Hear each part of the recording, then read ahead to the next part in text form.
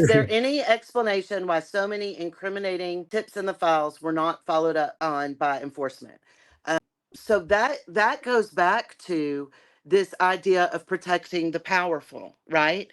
From the beginning, when Epstein was charged, everything was minimized from day one, and his co-conspirators, the people who financed this operation, all of that was kept under wraps. So there is connections between the people who have been prosecuting these crimes and the people who are being prosecuted.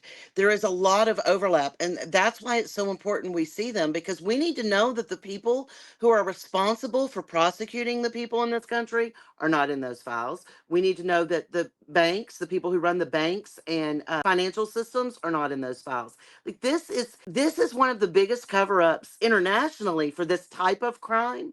And if this case isn't big enough to promote change, transparency, and better laws and protections for victims, what is going to be? What is going to be? We've repeatedly seen people get off with barely a slap on the wrist for this type of crime, and it did not involve the money or the trafficking or the secrets or all of this stuff. If we can't make this one worthy of attention, that really tells victims that they'll never be worthy. And we have to be careful of that. The crime, the cover up, and the victims do. And if we focus on that and quit making this political, we might actually get somewhere.